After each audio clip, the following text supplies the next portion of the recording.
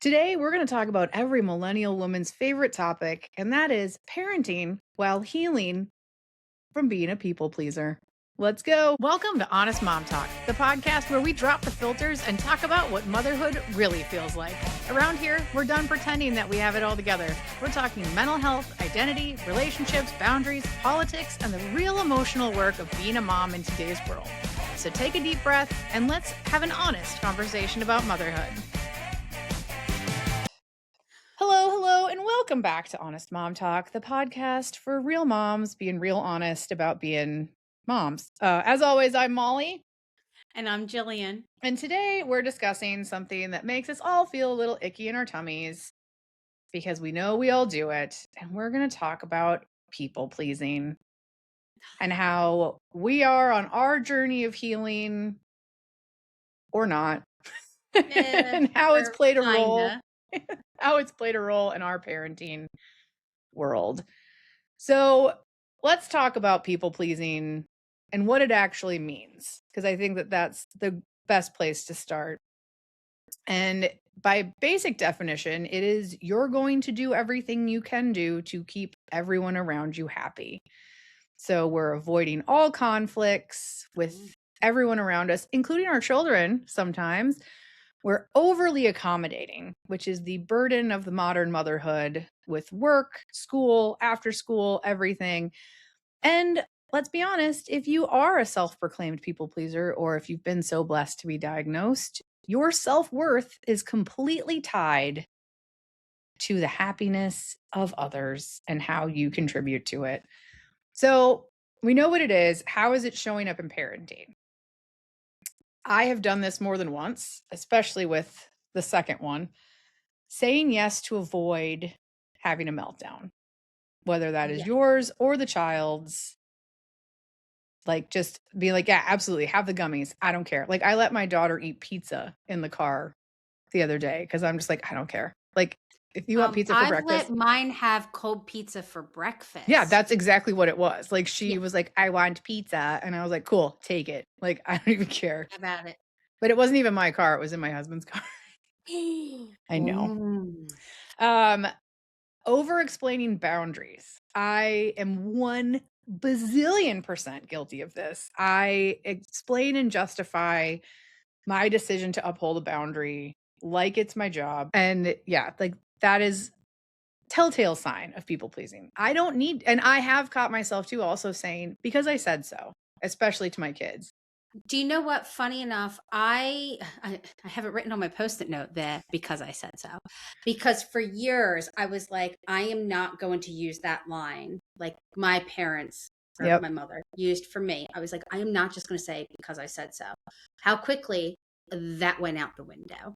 And I have used it multiple times. I have tried to get better Hmm. about catching myself saying because I said so and then explaining why I say so. Yeah. Like I often say, I'm the mom and it's my decision. That's Mhm. why.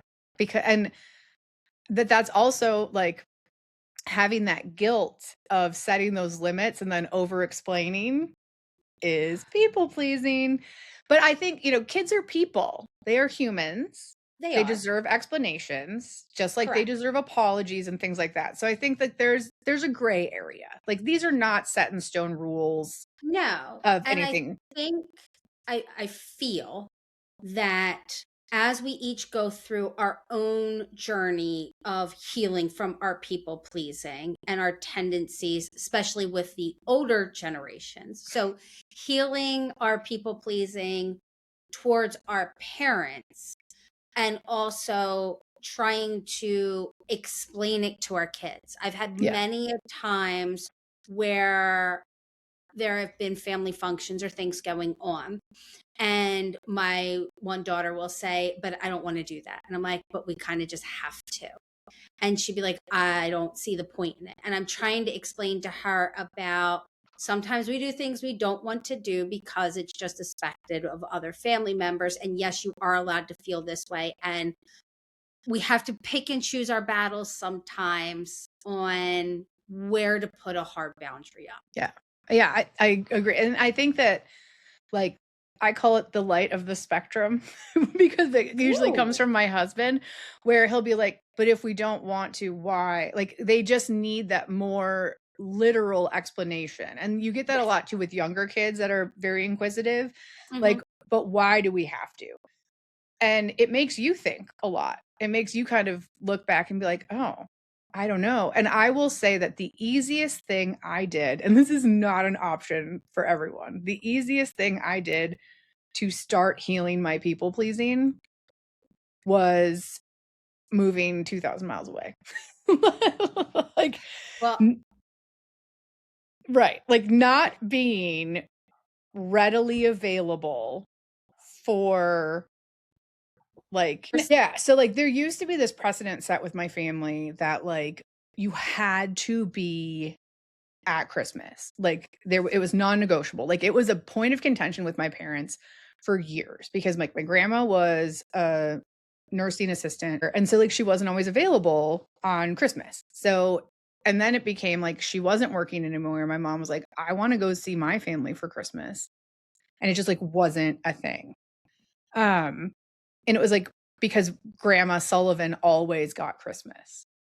But, like, that's the thing is moving away helped me to establish kind of more expectations and boundaries, but there's still a part of me with my extended family where I'm like, I don't feel like I belong mm, because they're like, "Well, you didn't wanna be here, so you're just not gonna be included." And I do think that it's important to understand that, like, people pleasing is a generational issue. Like, oh, accommodating the elders of the family, mm. don't rock the boat, keep the peace, I like literally, I literally have keep the peace. yep, that's why we So do it. on the same side note, I moved 3,000 miles away across an ocean to a whole nother continent and country. But when I did that, it was pre-kids. So it wasn't as big of a deal. It got, I don't want to say worse when I moved back to the States with my husband and children. But it did become more of the, my father would just say, "Oh, Jillian, keep the peace. Just go ahead, keep like, please just," and I would do that for every single thing when I would voice to him about what I wanted to do or I'd be upset. He'd say, "For me, just keep the peace." Mhm. Um, my biggest breakthrough happened, and also something I don't suggest to everyone, was when my father died Yeah. because I kept the peace because he asked me to. Mhm. And I followed along because I was also people pleasing him in a way, but I was just people pleasing him to people please my mother. Um, it wasn't until after his passing that I finally realized I could stand up for myself and ask for what I wanted. And that's when I finally started voicing, you know what? Fuck it. If I want to do this for Christmas, I'm going to do this. And it is very hard, especially in family dynamic. And this goes back to the whole tradition thing of, well, this is what we've done on this holiday because this is what the eldest living relative has wanted or expected. And finally, it wasn't until my husband made a comment a few years ago about Mother's Day. And he goes, "You know, you're a mother too." And I was like, "Yeah, I know." And he goes, "No, you're a mother too. What do you want to do for Mother's Day?" And I was like, "Oh my God, I can decide. Like, I can actually pick."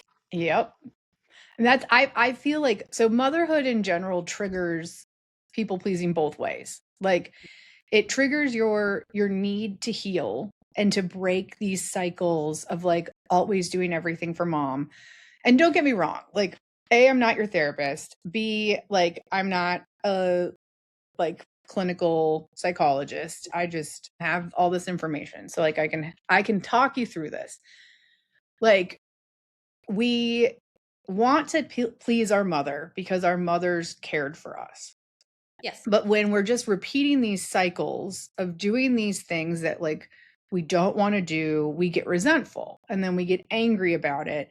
And then you just feel like you're constantly failing because you feel guilty. And like I have had more drama with clients and just in conversations, specifically about Mother's Day. And we'll do an episode on Mother's Day, but I want to talk about how you just drove the point home, or your husband did. You're a mom. And I think that especially with our generation of mothers, Mother's Day is one of the most selfish instances of grandparent to parent crime, because they play the martyr and it's like, but I want to celebrate and blah, blah, blah, blah. When you're in the trenches with little kids, I don't want to go to fucking brunch. No. At some That's golf the last course. day I want to go to brunch. Like, I want to just, like, so I will tell you, for the last 4 years, for Mother's Day, I rallied the troops. Whoever wanted to go, we went. And we went out to the wineries outside of Seattle. And we spent the day eating charcuterie boards and drinking wine and talking about, this, that, and the other thing. And the rule was the first person who answered a phone call from their husband had to pick up the tab. Oh, I will Because- be there to the bitter end. And I was like, we can go get nails. We can do whatever we want to do. But the first time it said, unless somebody's on their way to the hospital, ain't no reason that man can't handle it for 3 hours. Because what happens when he's golfing? Exactly. Or what happens when he's fishing? Or what happens when he's doing Lord knows what? You're not calling him. Nope. And we're asking for one goddamn day. But again, I digress from Mother's Day, because I can talk about that for a whole thing. Well, but funny enough, we can actually talk about that in Paris this year. Paris, I'm so excited. We're just like, gonna be like, sorry, Brandy, like, go do your thing. We're just gonna podcast on the balcony with our baguettes and butter. I'm gonna eat so much bread. I'm for it. Anyway, so we're breaking these generational cycles, but like, things get messy, right? You start very to messy, feel uncomfortable. It does. And the hard part is you're teetering that line of, especially in the early years, of wanting to be the mother, but also questioning, am I doing something right? So you want to ask opinions or for help from your mother because they have technically done it before. And you have to then weed through okay, here is a suggestion of something that could work or help, or a way I could do something, versus this is how I did it and you have to do it exactly the same. Right. Because I feel like that's a parent to child communication issue. Like, and I will say that my relationship with my husband has helped me in a number of ways of letting go of that like control, because that man will almost intentionally find ways to do things differently just to like shirk the norm. And I'm watching this happen with my children too. Like, I'll be like, what if you just walked up the stairs? And they're like, no, I'm going to like slither up like a snake. And I'm like, that's not how gravity works, but like, have at it. Godspeed, soldier. And it starts to get uncomfortable. And so then you start to question all your decision making of like, am I doing this to like break this cycle and stick it to the man? Or am I choosing to like go back to what mom's asking for, or what dad's asking for, or what society's asking for, because I'm uncomfortable? And like, this is where I want to drop like my biggest reminder, like evangelical boost to women. You have to be uncomfortable to grow. And think about it, like if you buy a flower or like you buy a plant in a little pot, eventually those roots are growing. And imagine that's like you. And it's like you're uncomfortable because you've outgrown your container. Let's use a hermit crab. That's another good example. You got to find a bigger fucking shell, or you're going to be uncomfortable forever.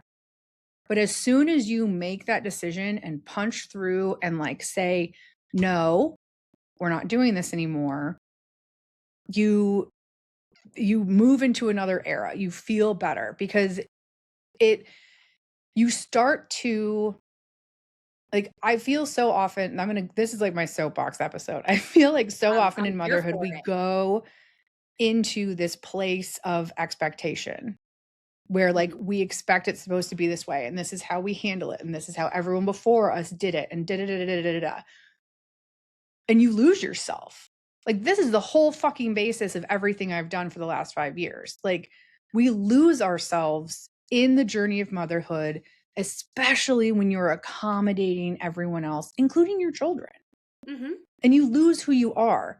So the second you start to bust out into your bigger flower pot or shell, choose your analogy, you feel like yourself again. You start to recognize, oh, this is who I want to be. Like, I can fully extend my leg now and I feel better, like I used to when I ran or rode my bike or do whatever. And I'm not saying like once you shirk people pleasing, you'll start all your old hobbies. Like, that's not what I'm saying. But it's, you're overextending yourself to accommodate other people.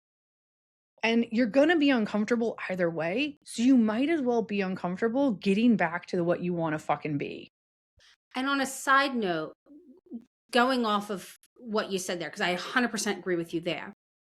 Once you finally start setting up some boundaries with your people pleasing tendencies, it will get a lot harder first Mm-hmm. before it starts to get better.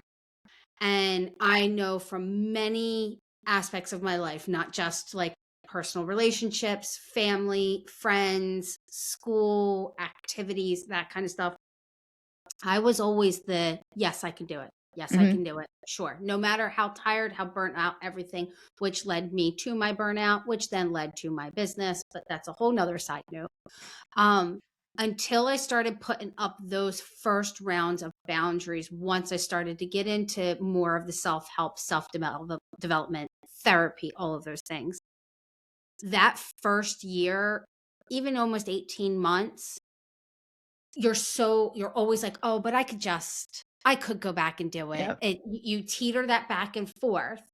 And I remember hearing in one of the classes or one of the workshops I did is the people that will fight you most as you are going through this journey of self-discovery, growth, boundary settings are the people who benefited you the most from you not having them and your people-pleasing tendencies of before. I see a lot of that in marriage. And I don't mean that. I see it both ways, honestly. Mhm. Like, I see it both ways in my relationship. Like, when my husband will put up a boundary or tell me that something different is happening, I'm like, "Ugh, ew. But like, he deserves to do that too. Um, but I see a lot in my counseling and coaching. As soon as women start to take up the space that they deserve and the space that they want, their partners or like co-parents or whatever get very uncomfortable. I was at an event and there was a woman who did a talk. And I think it's actually a TED talk now. And she was a mother and it was absolutely fantastic talk. It started off about her talking about how her kid's beta fish kept dying and she kept replacing it because she didn't want to make him upset. Until later, years later, the kid ended up saying like, oh, I knew you were doing that. I was just playing along because I didn't want to upset you. But that's a whole nother side note there. Right. But she talked about, she had a pet snake and it was like, I'm not a snake person, so I don't know, but she had it like in a small aquarium. And then the snake stopped eating. So she took it to the vet and the vet was like, this snake is grossly malnourished, on a side note from another discussion we had. But she said that the vet explained to her the snake is malnourished because you have it in too small of an aquarium. And the snake will only grow, and that's why it stopped eating, because you had it in too small of an aquarium. So this vet told her to buy a bigger aquarium, this snake will grow. She's like, when I first took the snake to the vet, it was 24 inches long. And within a year, she was 5 foot long. Jeez. And she's like, it goes to show you how you limit yourself, not just mentally, but physically, emotionally, all of the things. You could grow so much more if you are given this space to grow. And that space is not always just physical. That space comes from emotional support or boundaries. Yeah. And nobody is going to, like, that snake had to prove it was sick. The snake had to show signs that it was failing.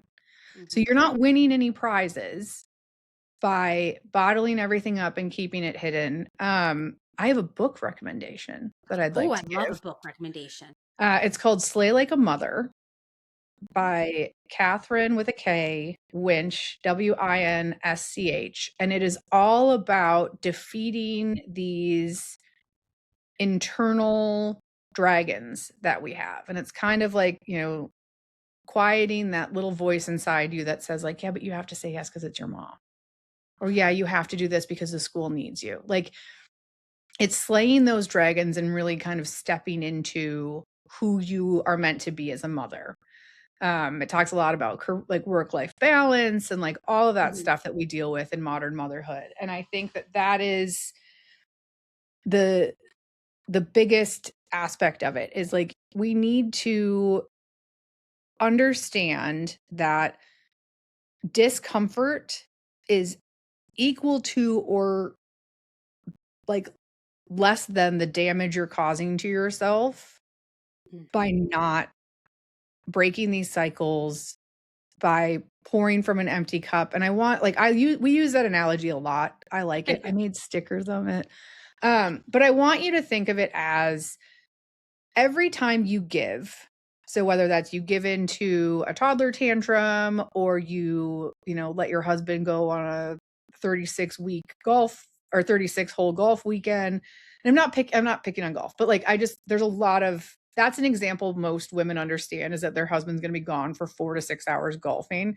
Oh, 18 it holes of was golf takes 3 hours, by the way. They're lying to so do you know what's so funny? I have so many conversations about golf because it was a big fight you. in Yeah. the beginning of our marriage, or not in our marriage, once we had kids, because my husband is an avid golfer. And he would go and play a round of golf. And depending on the course, yes, I get some courses are like 4 hours, some are closer to 6. It depends. I've got Right. more information about golf than you ever would I ever need to know. But my problem was he would then come home and take a 2-hour nap because he was no. tired from his round of Mm-mm. golf. And for years, I kept it bottled up how much it annoyed me. And then one Saturday, I lost my ever loving shit on him. And as you can probably tell from listening to all of our podcast episodes, that's what it ends up taking for most of us is that one thing, the straw that breaks the camel's back. Yep. But So that's then that's that's not the point we're trying to make to you is that it doesn't have to get there. no, Like we're telling you about our lived experiences and now trying to give you like the canary in the coal mine of like, if you're feeling this way, there's a way out. Like, there is a way out. And for years I would bitch and complain. And then it wasn't until I finally like sat down and explained to him, one, how much it pissed me off that he would then go away for a couple of hours, do something he enjoyed to do, and then have to come home and take a fucking nap. Like, right. no, that's not acceptable. But it's those that people pleaser in me, especially in the beginning of motherhood, where I was like, but I'm the mom. I have to do this. I have to take care of the kids. And he works hard. And then, like, later through therapy and work, I was like, you know what? Fuck it. I work hard too. Like, I need that time as well. And I think this is also a side note everyone should be in therapy. When you start realizing that, you know what? Your feelings matter too.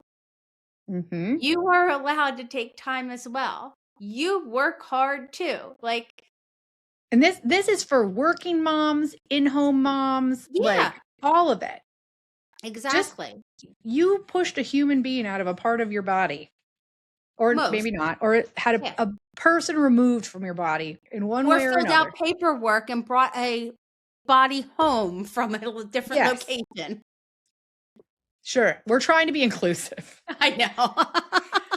Your body got messed up because a baby showed up one way or another, whether you Mhm. birthed it or adopted, because the Yep. hormonal kickback from adoption is very real. And you deserve to take up this space. Now, I want to talk about, we've kind of touched on some real life examples of how we've been people pleasing as parents. And I know one that we'll over talk about is letting our kids be disappointed.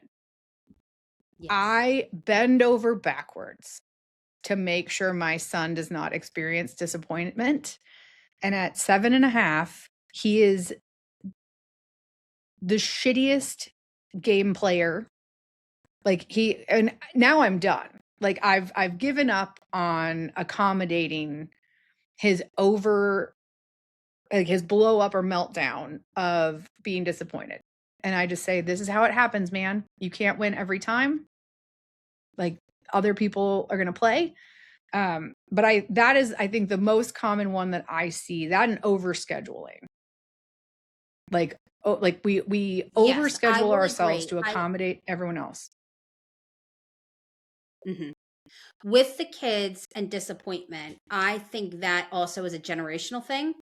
We're trying to Mm-hmm. like people please our kids from what we felt from growing up.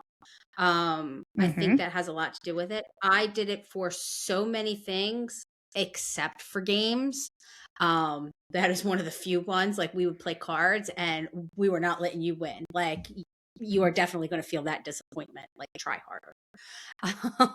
But that's one of the few. But I will agree that for many, many years, I did so many things so that my kids wouldn't feel disappointment in, especially like with activities or like also with things with friends and play dates and drama with different kids, which you will get even more once Oh, we get I'm into so middle school. excited. It is fucking horrible. But that is definitely one of the hard ones. The over scheduling one, I did more in the early beginning, Mm-hmm. and then I saw what it did to me and also what it did to them. And then we actually did like a complete 180 and we nixed everything for a couple years. Like we were almost hermits. Like we did not do any activities. And I also saw what disservice that did to the kids. So now we've like tried to find a happy medium of the two.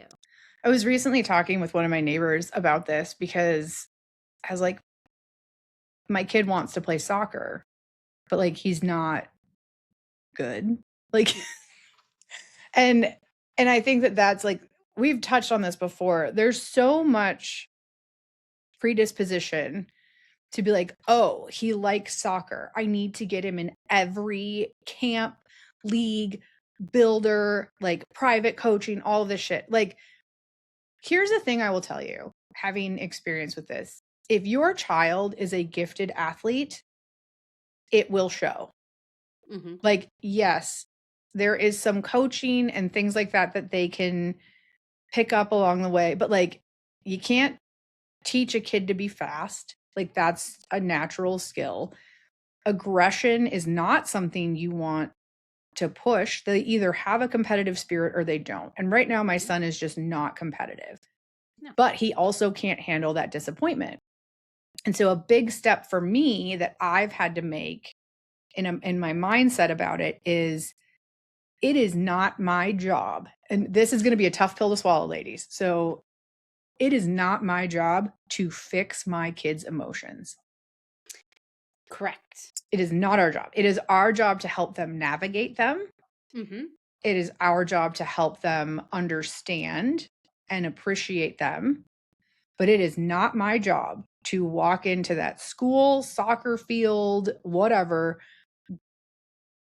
emotional guns a-blazing to fix what my precious little baby boy is sad about.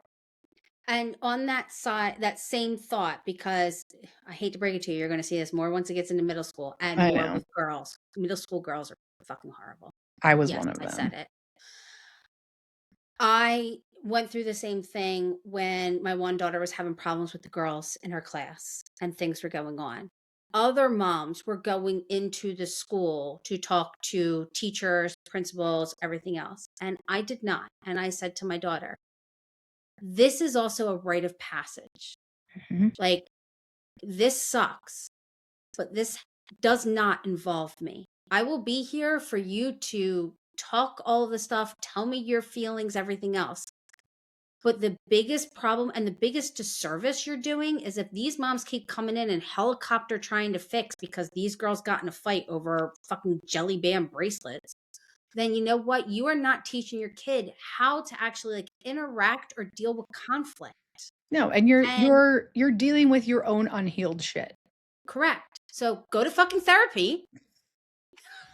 Because that's it, like, I think of I've heard stories of, like, parents calling universities Oh and, yeah. like, "So and so said that they weren't given an extension, but, like, we always go to this beach house and blah, blah, blah." I'm like, "No, that's not how the real I world works." have a I have a friend who is a university professor at Rutgers, and she said in the last decade, the amount of parents either calling in or emailing excuses on why their child has not either done an assignment or cannot finish it on time is astronomical. That's insane to me. Like, that's insane. Like, what like No one's raising these kids to be competent adults, well, and we're which not, God help us. I'm not saying you need to set like yeah, this is not going to help us move forward. And if we continue doing things so no one else feels discomfort, whether that's our husbands, our parents, our children, like we're just going to maintain this level of burnout and we're Mhm. modeling shit behavior for our kids. Yeah. Like I have the participation trophy conversation often Oh, with like I hate it. I hate And participation trophies. what makes me laugh the most about it was the boomers and early Gen X that started participation trophies, and now they're the most critical of it because Mhm. they're in the workplace, even though most of them should be retired. They're still in the workplace, and they're, like, having a hard time dealing with these people who don't know how to deal with adversity. Yeah. It's because they never had to lose, Nope. and they never had anyone tell them no or set a boundary or do these things, and so, like, this is why breaking these cycles is so important. And you're gonna feel guilty about it. Oh, Like, yeah. you're going to. It's uncomfortable. Well, that's But, what I like say for most things in motherhood and in life. It is going to be hard and uncomfortable. It's just deciding what kind of outcome you want from it. mhm.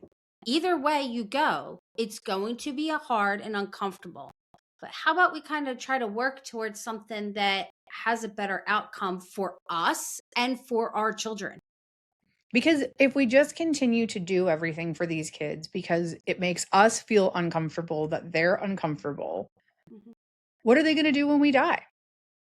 Yeah. Like, we're not gonna be around forever. I hate to bring mortality into the conversation, but we're not. And there's gonna be times where you're not there. And, like, that's where I think it's ridiculous. Like, that's where I think technology and everything, like, has gotten the overreach is too high, in my Mhm. opinion, Oh where, yeah. like, I don't need 14 apps to communicate with my kid's teacher. No. And I feel like that if we could simplify things, in my perfect world, we would be down to just a couple digital apps that, like, showed me report cards and showed me missing assignments and like allowed the teacher to email and say, "Hey, so and so is struggling with this." But instead, we got Seesaw, Zoodle, Nutrislice, like all of All of the these things things. that allow us to be too fucking in touch and enable people pleasing for an Well, entire generation of parents. I think it also enables the kids to be so like dependent and Mhm. laissez-faire It's about everything where it's they don't breeding. actually they're like my mama look at it, and it's funny because I go to the complete opposite. I do not log in to any of those things. I have never logged into the report card app, to the Zoodoo thingy, that kind of thing. What was the dojo? Because my kid would come. I got dojo points, like all the different things. Yeah. I did not log into any of them, and even still to this day, I've got friends who kids are in the same grades as mine, and they're like, "Oh, I looked in on the app, and my kid's missing this assignment and that assignment, and he lost 5 points on this, and all the different things." I said, I have no fucking clue. I have no. She's like, "Well, what did your kid get marked?" I don't know. I didn't look at it. I had the conversation with them. We are living in the 80s. This Yeah. is your job to go to school. I went to school, and if I didn't do the work, I was the one that got penalized for the points, for the grade, whatever. This is your turn. Show some, what's the word? Fortitude. I guess, no, like, you're in charge of your shit. Yeah. Like, show that you're competent and that you're learning and that you can follow the direction, because, and like the emails will come through from the teachers. Like, the emails come through. I read the emails. And there'll be ones like, if your kid hasn't turned in their this assignment, please make sure they do it by Friday. It's already a week late, but I will give them to Friday. And I will look at them and I was like, do I even need to ask? And she's like, I had it turned in before. I'm like, okay, I'm Right. not even. And that's the thing. I feel like there's a maybe not a fine line, but like, you know, the difference between a latchkey kid where like hands-off parenting and helicopter parenting. Yeah. Like there's a balance there. And I feel like, and I might edit this snippet out, all of this technology and reliance on these apps and tracking and all this stuff is making lazy teachers Mm-hmm. who are letting kids slip through the cracks. It's also enabling weaponized incompetence in our children, like you said. There is zero fucking reason that a 6th, 7th grader does not know that they're missing an assignment. Correct. They are not so inundated with, like, sure, maybe they, you know, worksheets slipped into their desk or whatever. Like, I remember distinctly, we would have like monthly, like not free periods, but like monthly check-ins with our subject teachers being like, you're missing these 2 worksheets. Do you have them? Because it does. I mean, there is some sense of like, these kids do need some parenting at school. Yeah. But like, there's zero fucking reason that when their big project isn't turned in, that they've had months to work on. And I get it. Like, kids are going to come up at the end of the night, you know, Sunday at 8:00 and be like, I need a poster board, baking soda, and modeling clay. God. 47 pipe cleaners and multiple colors. That shit's going to happen because they're children. But like, they need to come ask you, rather than saying like, well, it was in dojo. You didn't see that I needed those things. Yeah, I never did it because you didn't get them for me. That is weaponized incompetence. That is weaponized acceptance, because mom will just do it. And when we've got people pleasing running rampant in our brains, we fucking let it happen. And it's true. It goes just with that. It goes with kids. It goes with husbands, everything else, or partners. Because I went through it too when, like, if my husband ran out of his cholesterol medicine or something like that, he would be like, I'm out of it. You need to get more. And I would just jump to it. And now I'm like, you know what? You're a grown ass fucking adult. You can put the call in the same way I can put the call in. And I think as a people pleaser, we get to that point where we just say, oh, well, we can do it. I've always done it and I can just continue doing it. And until you get to that point where you're like, no, I am done. And I don't know if it's hitting 40, perimenopause, starting a new career, a new business, whatever, that we finally say, you know what? No, I am done being your everything. Man up, or woman up, or kid up. Because there's going to be like, I think that we all have these moments. Like, I think Christmas is a good example of when mom doesn't get anything in her stocking. That's a choice. Like, that is a choice your partner is making. And I'm sorry for you if that is the case. I get random weird shit. If you're on YouTube, you'll appreciate it. But this is like an ongoing. Like, why would I want this? It's a little purple felt octopus with a top hat and a mustache. He's really proud of it. Whatever. Humble brag on Matthew. But like, they're not going to do it if you're going to do it for them. And so, like, as we wrap up here, because speaking of therapy, I have to go to mine. You're gonna, like, healing is not a clean process. Like, think of it as you're putting a Band-Aid or wrapping gauze around a wound that's existed for a long time. And I'm sorry if that's a gross analogy, but it's gonna get messy.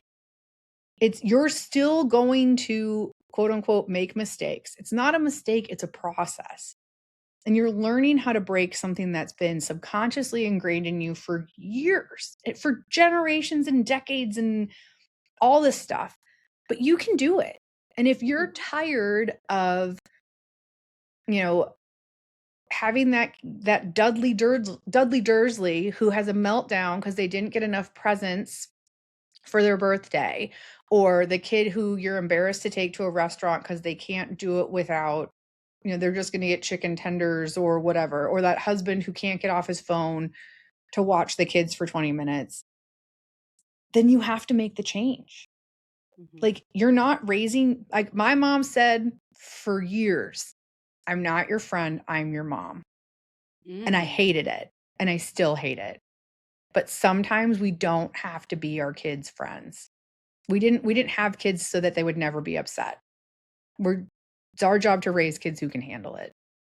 And I also go back to lead by example. Just imagine, like, I do things so that my kids will learn in the future. You should do this way. You can do this way. This is an option, that kind of thing. But push it a little further. Just imagine you're the grandparent, your kid's the parent, and they're dealing with your future grandkids. Is this something you would want to see them struggle with? So if you don't want to see them struggle with it, why the shit should you? Exactly. Like, I don't want my kids, like, I'm already in the boat of accepting that eventually my son is going to end up in some kind of relationship, and we're going to be like the boy family. Yep. And that might not mean that we're top priority. And honestly, if I'm real with myself, I don't think we'll be the top priority for my daughter's family either. Just based on who she is. But that's like, you still want to create this like warm and welcoming environment for your kids, but you also need to create a warm and welcoming environment to yourself. Well, that's the thing. Like, and it's one of the things we've touched on before. Yes, you're their parent, but after so many years, they're going to be gone, living their own lives. This is the circle of life. Like, so I know. And it moves us all. I know. But you've got to think as well, like, what do you want? You don't want to just appease your children or your parents just to keep the peace. In the meantime, you got to think of, well, 20 years from now, am I going to be pissed off because I've cut my mouth shut for this entire time? To piggyback on that, I got myself in hot water a couple years ago because I was getting guilt tripped about not being at family Christmas. And I said, well, what are we going to do for family Christmas when grandma dies? That was not well received. That is not the right answer, Molly. Because we would never think about that. I'm like, she's 94. Like, because that's the thing, is like, are we all going to be henny penny about like family Christmas when that happens, or are we just not going to care anymore? Because if the whole basis of us being together for X, Y, and Z is because of grandma, because of mom, because of this, what happens when they're not around? What then? So you are allowed to take up your space, build your traditions, parent how you want to fucking parent, as long as it's safe and not helicoptery. Ish. Please message us with, a people-pleasing this is a judgment-free zone. Well, not really. But like, we're not going to talk about you behind your back. So I want to hear what struggles you're having in breaking these people-pleasing cycles. So shoot us an email at info@honestmomtalk.com. Hit us up on Instagram. Comment here below in the show notes. I'm going to tag that book. Yeah, just be kind to yourself. This takes work. This is hard. And I think next week we're going to touch on, what are we talking about next week? I don't know. We're either talking about putting ourselves in timeouts and taking breaks, or being a momtrepreneur. Maybe both. I'm here for it. Oh, let's do both. Yeah, we'll just do both. All right, take care of yourself. Be nice to yourself. We'll see you later. Bye. Thanks for listening and taking time out of your busy day to listen to a real and honest conversation. If today's episode hit home, take a second to follow or subscribe wherever you're listening. Don't forget to share this with another mom who may need a little more honesty in her day. You can find more community and support anytime at honestmomtalk.com, or follow us on Instagram at honestmomtalkpod. Remember, motherhood isn't easy, but it's better when you're honest.